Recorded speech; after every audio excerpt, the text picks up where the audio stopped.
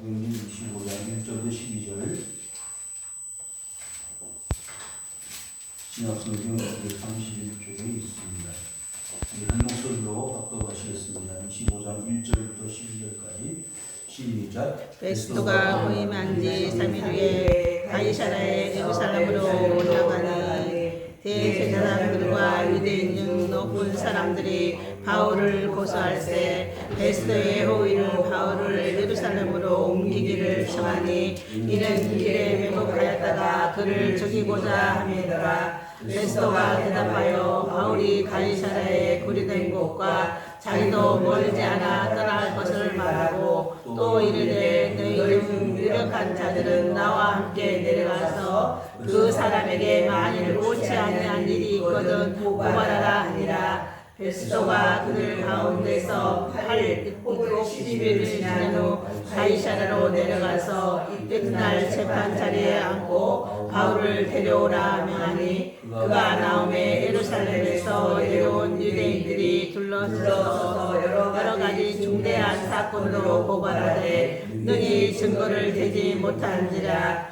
바울이 변명하여 이르되 유대인의 율법이나 성전이나 가이사랴나 내가 도무지 죄를 범하지 아니하노라 하니 베스토가 유대인의 마음을 얻고자 하여 바울더러 묻되 내가 예루살렘에 올라가서 이 사건에 대하여 내 앞에서 신문을 받으려니와 바울이 이르되 내가 가이사랴의 재판자리에 섰으니 마땅히 거기서 신문을 받을 것이라. 당신도 잘 아시는 바와 같이 내가 유대인들에게 불의를 행한 일이 없나이다. 만일 내가 불의를 행하여 무슨 죄를 지었으며 죽기를 사양하지 아니할 것이나 만일 이 사람들이 나를 고발하는 것이 다 사실이 아니면 아무도 나를 그들에게 내줄 수 없나이다. 내가 가이사랴께 상소하노라 하는데 베스토가 배석자들과 상의하고 이르되 내가 가이사랴에게 상소하였으니라. 아멘. 할렐루야. 아멘. 한 주간 평안하셨습니까? 하나님 은혜와 축복이 이 모든 성도들에게 임하시기를 주의 이름으로 축원합니다. 아멘. 계속해서 사도행전을 우리가 살펴보고 있는데 오늘은 25장 이제 사도행전 28장까지 있으니까 얼마 남지 않았습니다. 사도행전을 우리가 살피는 이유는 이 시대에 하나님이 우리 모든 성도들에게 어떻게 살아야 하는지를 보여주는 바로미터 내지는 신앙의 청사진 이렇게 이라고 말할 수가 있기 때문입니다. 계속되어지는 우리는 사도행전의 후편을 기록하는 하나님의 백성들이고 하나님의 일꾼들이 분명합니다. 사도행전이 계속 진행되어지고 쓰여져야만 하는 이유는 바울이 고린도 전후서라든지 갈라디아서라든지 여러 편지를 쓸 때 첫 번째 편지가 있고 두 번째 편지가 있었지 않습니까? 그런데 사도행전은 28장에서 바울의 사역이 끝이 나면서 중단되어지는 것을 보게 됩니다. 그러면 사도들의 기록은 비록 끝이 났지만 그 후 사도들의 제자들, 그 제자들의 제자들이 계속해서 주의 일을 감당하고 오늘날까지 교회를 세워가고 있지 않습니까? 그런 의미에서 이 사도행전은 계속 진행형이라고 말할 수밖에 없습니다. 사랑하는 성도들이여, 여러분들이 그 사도행전의 주인공으로서 기록한 그 사도행전을 이어가는 하나님의 주인공들이라는 사실을 기억하시면서 신앙생활에 자부심을 가지고 믿음 생활에 전진이 있으시기를 주 이름으로 부탁드립니다. 오늘 25장에서는 이제 인사 이동에 의해서 벨리스 총독이 사임을 하고 베스토가 부임을 하게 됩니다. 베스토가 부임을 하게 되는데 이 가운데 숨겨져 있는 놀라운 계략, 모략이 있습니다. 2절 대제사장들과 유대인 중 높은 사람들이 바울을 고소했다고 했습니다.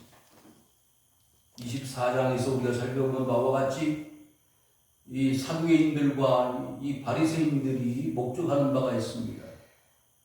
바리새인이었음에도 불구하고 그 바울이 그 당시 많은 종교 지도자들에게 안적인 존재, 불필요한 존재, 오히려 그 당시 유대인들을 괴롭히는 전염병과 같은 그런 사람이 바울이라고 이제 우리가 살펴보게 될 터인데, 과연 바울이 그렇게 고소당할 만큼의 잘못을 했느냐, 불법을 행했느냐라고 한다면 그렇지 않다는 것이지요.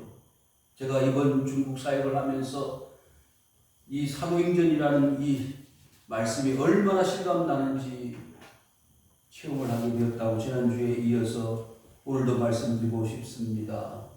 과연 우리가 그 중국 현지인들에게 고발을 당할 이유가 있었는지 묻고 싶습니다.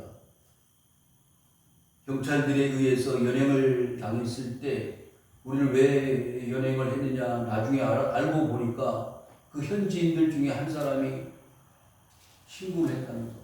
그래서 출동을 안 할 수가 없었다는 거지.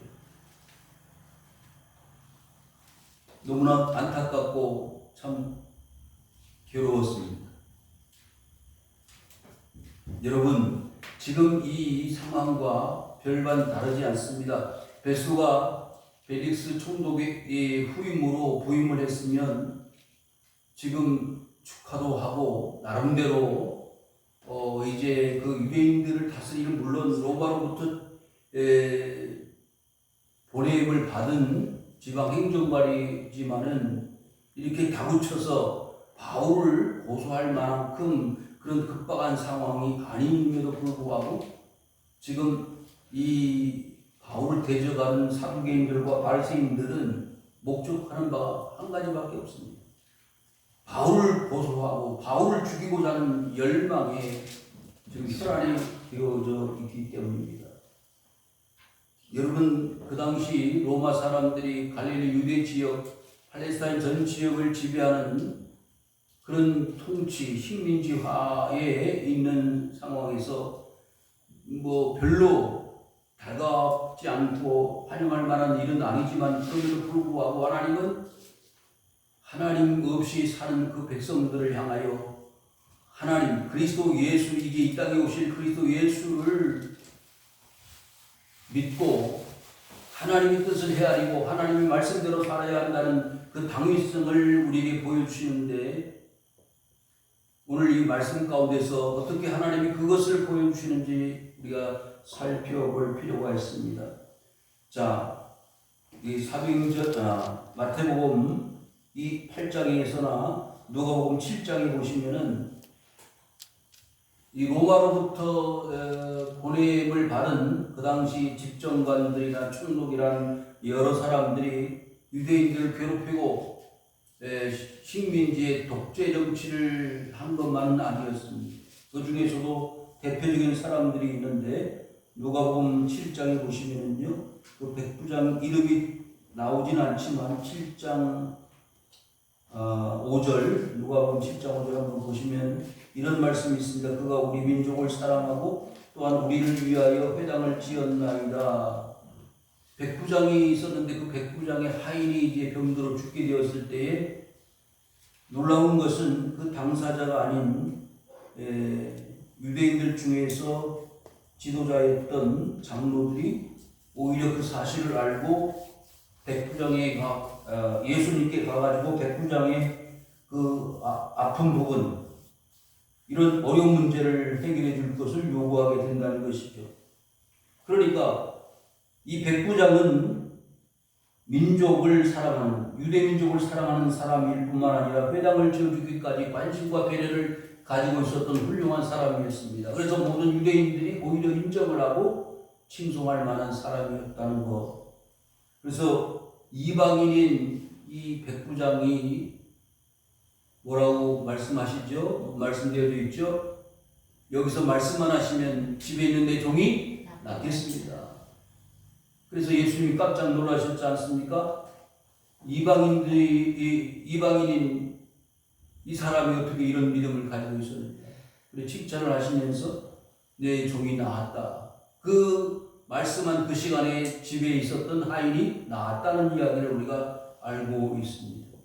뿐만 아니라 사도행전 10장에 보시면요, 사도행전 10장에 보시면 백부장이었던 고넬리우스라는 사람이 있습니다. 한번 보실까요? 사도행전 10장에 보시면은 가이사랴에 고넬료라 하는 사람이 있으니 이달리아 부대라 하는 군대 백부장이라. 그가 경건하여 온 집안과 더불어 하나님을 경외하며 백성을 많이 구제하고 하나님께 항상 기도하였다 그랬습니다. 그러니까 로마로부터 이렇게 파송을 받은 백부장들이나 총독이나 막론하고 모든 사람들이 다 악하게 유대인들을 강압적으로 통치하고 다스리는 스타일이 아니었다는 거, 우리가 오늘 지금 말씀을 읽은 대로 그와 같습니다. 그러니까 베스도가 이렇게 부임을 했는데 어떻게 앞으로 그들을 통치할지 다스릴지 아무도 알 수가 없는 상황 가운데서 지금 이 유대인들 중에 높은 고위층에 있는 사람들이 바울을 고소하였다는 것은 좀 의아스러운 일이 아닐 수가 없습니다. 우리가 20년 이상 그 중국 땅을 다니면서 그들에게 학교를 지어주고 그리고 교회를 세웠습니다. 그리고 알게 모르게 그들에게 여러 가지로 많은 호의를 베풀고 그들을 이롭게 했습니다. 그런데 돌아온 것은 경찰에 잡혀가는 것이에요. 그래서 사실 이번 마지막 사역이라고 생각을 하고 중국 정부의 정책이나 신앙이 자유롭지 못하기 때문에 마지막 인사를 하려고 들어가는데 이렇게 어려움을 겪다가 보니까 참 안타깝다는 생각을 하면서 다시 중국으로 들어가는 것이 쉽지 않겠다고 생각하면서 왔습니다. 3절 베스도의 호의로 바울을 예루살렘 옮기기를 정하니 이는 길에 매복하였다가 그를 죽이고자 합니다. 여러분, 바울이 무슨 죽일 일을 했습니까? 나라를 전복시키거나 아니면 소동을 일으켜서 데모를 해서 문제를 일으킨 사람이 바울이었습니까? 그게 아니지 않습니까? 그럼에도 불구하고 왜 고소를 하고 이렇게 매복을 했다가 그를 죽이려고 하는 계획까지 세울 수밖에 없었습니까? 여러분, 교회는요, 수없이 많은 고통을 당하고 어려움을 겪는 가운데 세워져 왔습니다. 사랑하는 성도 여러분, 오늘날 많은 그리스도인들이 이런 부분에 있어서 취약하다는 거 여러분 스스로 아시지 않습니까? 조금 어려움이 있으면 교회를 비방하고 욕하고 손가락질하고 아무 이유 없이 교회가 그리고 아무 이유 없이 성도들이 손가락질을 받고 어려움을 당하는 것은 어떻게 보면 매우 당연한 일이라고 생각할 수 있습니다. 바울이 무슨 잘못을 이렇게 해서 예루살렘으로 가는 길에 사람들을 매복시켰다가 그를 죽이고자 하는 계획까지 세울 정도로 바울이 큰 잘못을 했느냐? 그게 아니잖아요. 여러분, 신앙인은 오해를 받을 수도 있고요. 이렇게 애꿎은 어려움을 겪을 수도 있습니다. 가시밭 길이고 돌짝밭 길이고 십자가를 져야만 하는 그 길이 우리 신앙의 길이라는 것 여러분들이 기억하시기를 바랍니다. 주님은 영광된 하늘 보좌를 버리시고 이 땅에 오셨습니다. 그리고 많은 사람들에게 하늘 복음을 전하셨고 말씀을 전하셨을 뿐만 아니라 병자들을 고쳐주셨고 그들에게 먹을 문제, 그들의 어려운 난관들을 헤쳐나가실 수 있는 길을 열어주셨던 분이 예수 그리스도 아니었습니까? 그럼에도 불구하고 예수님은 그들에게 미움으로 십자가를 지시는 그 마지막 운명의 순간까지 백성들을 사랑하시고 그의 제자들을 아끼어 주셨습니다. 내 떡그릇에 함께 손을 넣는 자가 나를 빨자다. 그러면 그 말씀을 들었던 가룟 유다는 어떠해야 했겠습니까? 야, 주님이 나를 알고 계셨구나. 내가 은 30에 저 선생님을 팔 것을 예수님은 아셨구나 라는 말씀을 듣고 깨닫고 어떻게 해야 됐을까요? 회개를 했어야죠. 양심 고백을 했어야죠. 여러분, 우리가 한 주간 동안 우리가 평생 살아오는 동안에 우리는 얼마만큼 예수님을 배반하고 예수님을 팔아버리려고 했었습니까? 다 울기 전에 세 번 나를 부인할 것이라는 주님의 명령을 말씀을 들었을 때 베드로는 얼마나 고통스러웠을까요?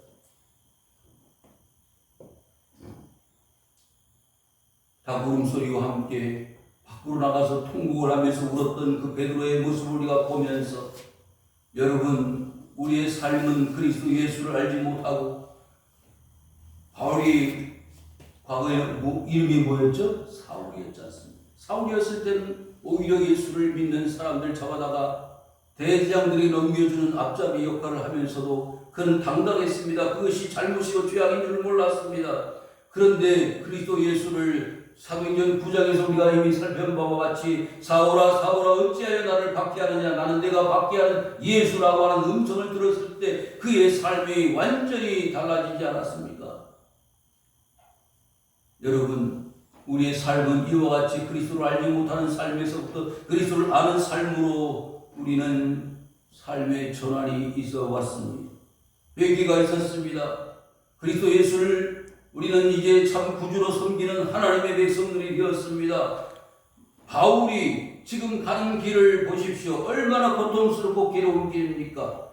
사도행전 16장에서 빌립보 감옥에 갇혔을 때 그런 수갑과 발과 손에 수갑이 채워져 있었고 좌우에 자신들을 지키는 그 간수들이 있었습니다.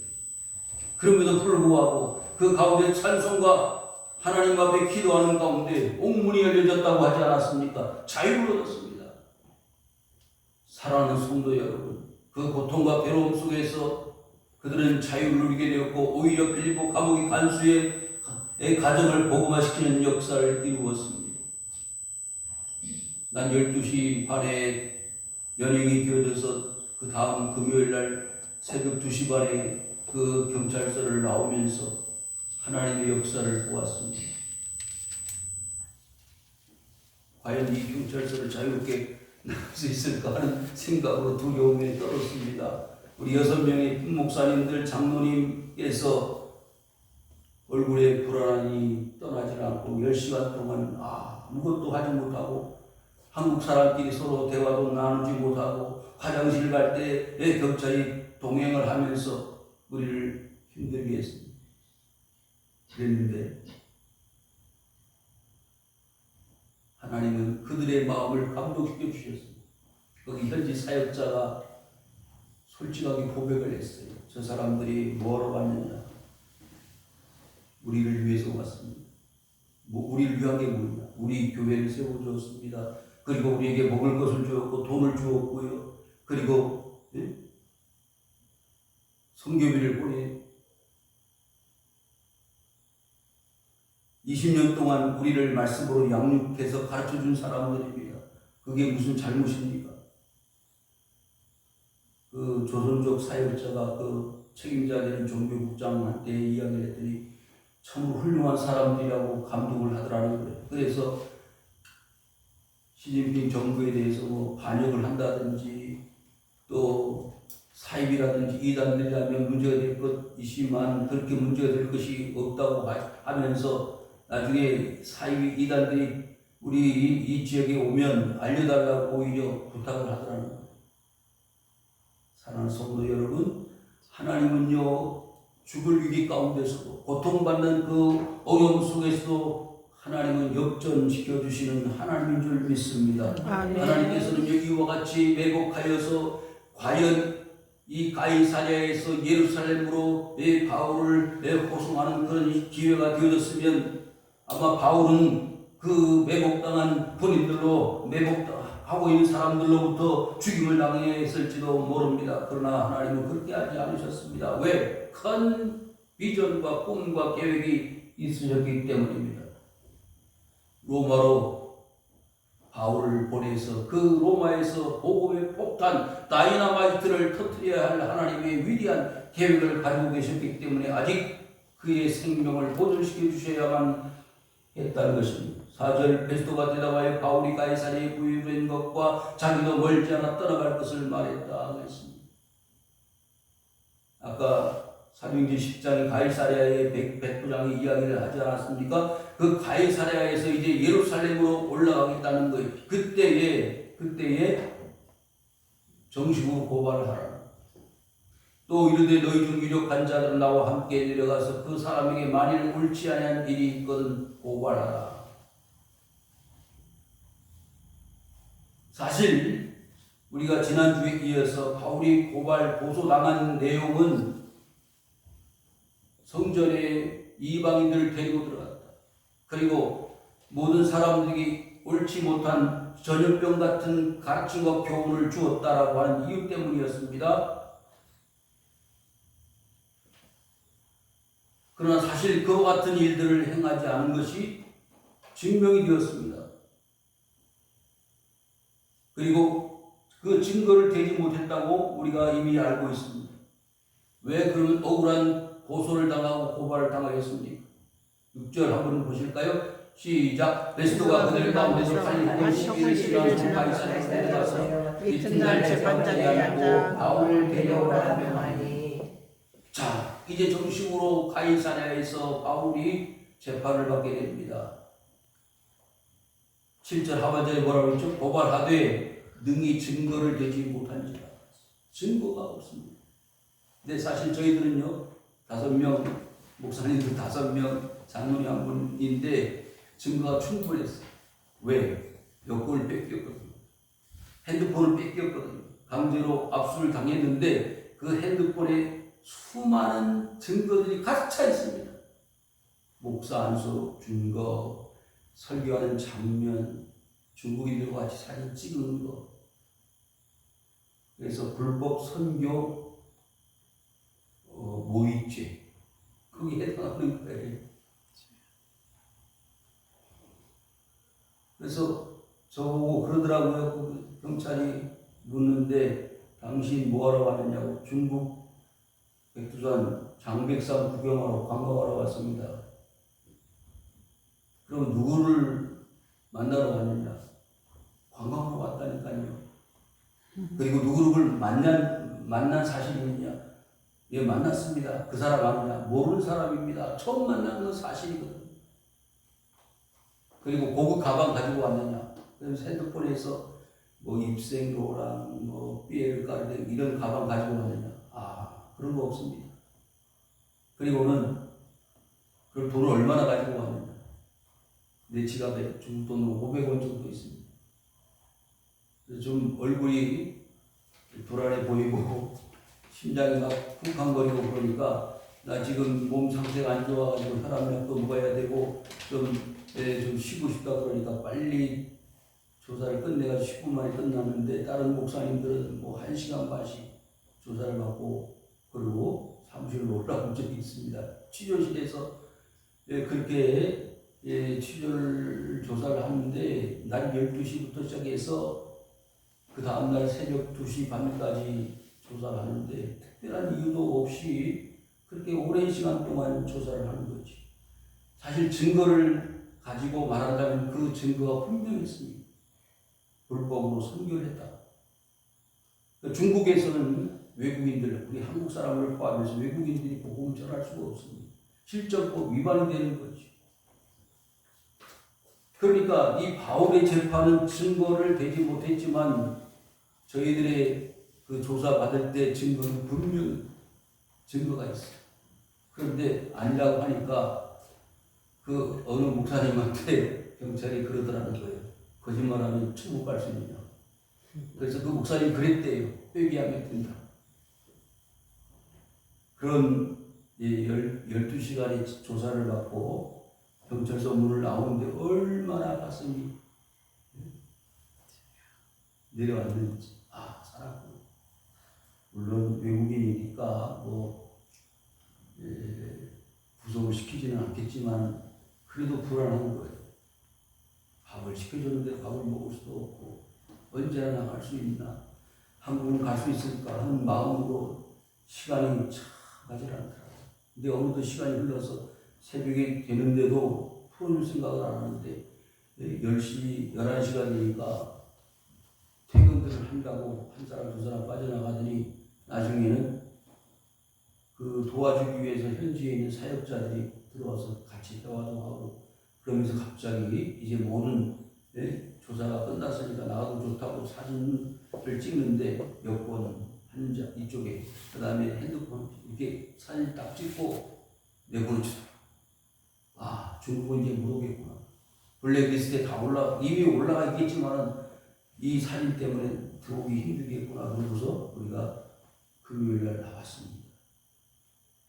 8절 바울이 변명하였되 유대인의 율법이나 성전이나 가이사에게나 내가 도무지 죄를 범하지 아니하였노라.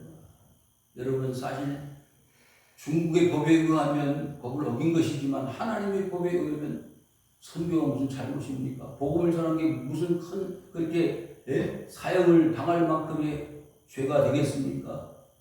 바울은요 아무 잘못이 없습니다.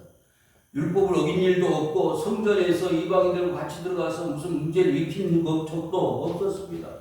그럼에도 불구하고 증거를 대지 못한 불법적인 체포, 연행을 당하여 지금 이 베스도 총독 앞에서 재판을 받고 있는 거예요. 여러분, 지금도 기독교인들 특별히 선교의 부름을 받아가지고 복음을 전하는 선교사들이 이와 같이 고통을 당하는 분들이 의외로 많습니다. 특별히 무슬림, 이슬람권에서 복음을 전하는 분들이 이런 어려움을 많이 겪고 있다는 이야기를 여러분 듣고 있지 않습니까?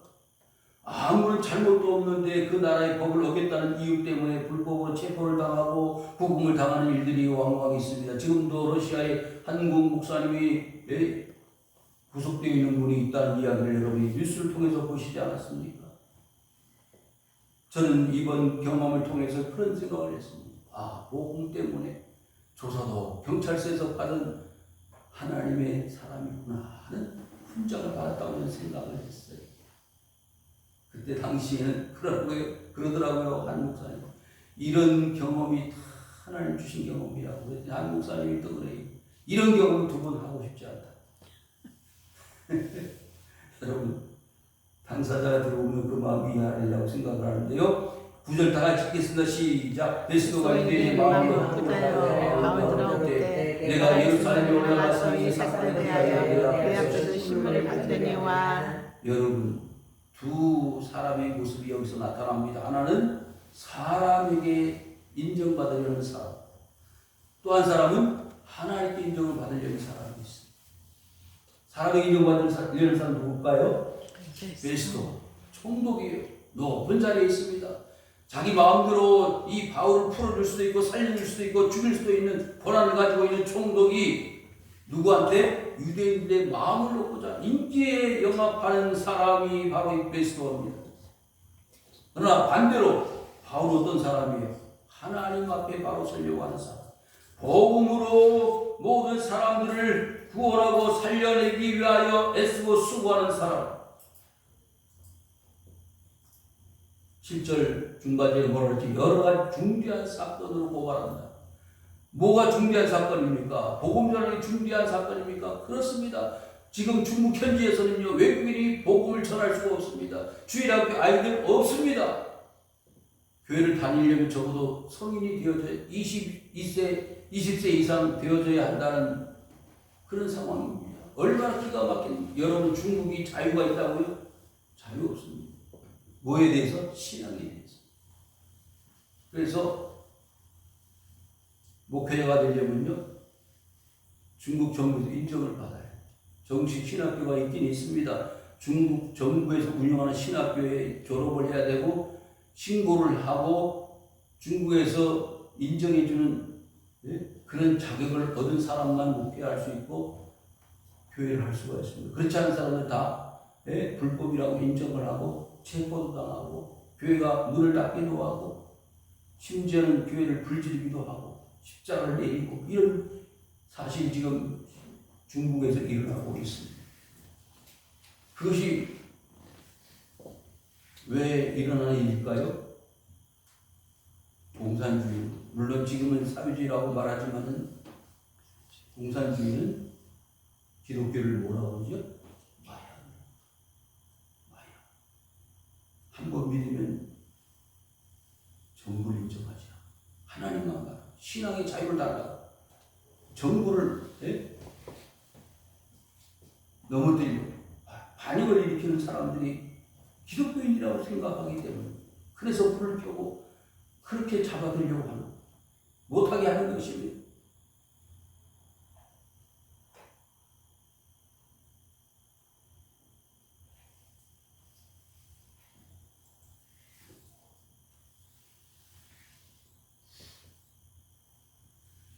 바울이 10절 다 같이 읽겠습니다. 시작. 바울이 이르되 내가 가이사랴 제반자리에 있었으니 마땅히 거기서 시문을 받을 것이다. 당신도 잘 아시는 바와 같이 내가 이들에게 불을 행한 일이 없나이다. 여러분, 이 바울은요 뭘 가지고 있다고 했죠? 로마의 시민권을 가지고 있어요. 만약 로마의 시민권을 바울이 가지고 있지 않았다면 굳이 이렇게 가이사에게 상소할 수가 없습니다. 종교법에 의하면 유대인들은 산헤드린회가 최종 법정기관 아닙니까? 거기서 어떤 결정이 내려지느냐에 따라서 그의 신변이 결정이 되는 것이죠. 그런데 바울은 로마의 시민권을 가지고 있기 때문에 지금 말하는 민주주의의 삼심제도를 채택하고 있는 것을 우리가 알 수가 있는데, 그 당시에 정식으로 상소를 하면 가이사의 법정에서 로마에 가서 재판을 받을 수 있는 권한을 로마 사람인 이 바울은 가질 수 있다는 것을 여기서 말씀하고 있는 것입니다. 여러분, 지난번에 말씀드린 바와 같이 유대인들이라도 산헤드린 공회에서 아무리 사형을 해당하는 죄를 범하였어도 그 사형을 집행하기 위해서는 그 당시 누구에게요? 총독에게 그 사형의 권한을 위임했기 때문에 총독의 허락 없이는 사형을 행할 수가 없다 그 말이죠. 여러분, 예수님께서 하나님의 아들이라고 말씀하셨고 성전을 허물면 사흘 만에 짓겠다고 하신 것이 문제가 되어져서 결국 사형에 해당하는 산헤드린 법의 공회에서 법적으로 보면 사형에 해당하는 죄를 범하였기 때문에 사형을 해야 된다라고 그 당시 총독이었던 빌라도에게 강력하게 요구하지 않습니까? 그런데 빌라도 총독은 그에게 아무런 죄가 없다는 것을 알았습니다. 그럼에도 불구하고 산헤드린 공회에서 결정한 말을 따르자니 예수가 희생당할 것 같고 그것을 거절하자니 어떻게 돼요? 밀란이 일어나서 데모가 일어나서 자기의 총독의 자리가 위태로울 것 같고 고민을 하다가 결정을 내린 것이 그들에게 모든 것을 이임하고 세숫대에 물을 떠다가 손을 씻으면서 나는 아무런 죄가 없다고. 밤중에 그의 아내가 뭐라고 그랬죠? 꿈을 꾸었는데 저 사람은 선한 사람입니다. 그런 조언을 들었음에도 불구하고 그것을 무시하고 결국 유대인들의 함성 소리에 의해하여 예수님을 십자가의 형벌에 해당하는 것을 명령하고 말았습니다. 여러분, 바울은요 이렇게 어려운 상황 가운데서 하나님 주셨던 은혜, 특권이 바로 선교의 큰 길을 열어주는 지름길이 되었다는 것을 우리는 압니다. 만약 로마의 시민권이 그에게 주어지지 않았더라면 여기서 아마 끝이 났을지도 모르겠습니다. 재판 결과가 어떻게 나왔느냐에 따라서 바울은 아마 죽을 수도 있었고 살 수도 있었겠지요. 11절 다 같이 읽겠습니다. 시작. 만일 내가 불의를 행하여 무슨 죽을 죄를 지었으면 죽기를 사양하지 아니할 것이나 만일 사람들이 나를 고발하는 것이 다 사실이 아니면 아무도 나를 그들에게 내어줄 수 없나이다. 내가 가이사에게 상소하노라 한데. 여러분, 그리스도 예수를 믿는 것은요 뭘까? 무슨 각오? 죽을 각오하고 사는 거예요. 오늘날 우리는 신앙이 자유스러운 내 자유를 보장받는 나라에서 사는 것이기 때문에 문제가 될 것은 없습니다만, 기독교에 처음 만들어지고 세워졌을 때, 기독교가 시작할 때 기독교는요 죽음을 각오하는 신앙이 기독교였습니다. 그래서 불법적인 그리스도를 전하고 교회를 세우는 것이 그 당시에는 불가능했기 때문에 왜 문제가 되어졌느냐, 여러분이 잘 아는 바와 같이 로마는 황제가 곧 시, 황제 숭배 사상이 있지 않았습니까? 황제 앞에 절하는, 기독교인들은 유일신 사상, 요 하나님을 섬기는 이유 때문에 그 황제의 신상 앞에 절하지 않았습니다. 그래서 많은 기독교인들이 그 불법적인 죄 때문에 죽어갔다. 황제의 신상 앞에 절하지 않는 불법적인 집회, 그리고 불법적인 모임을 가진 기독교인들은 항상 그 당시 모든 사람들이 공격의 대상이 되었습니다.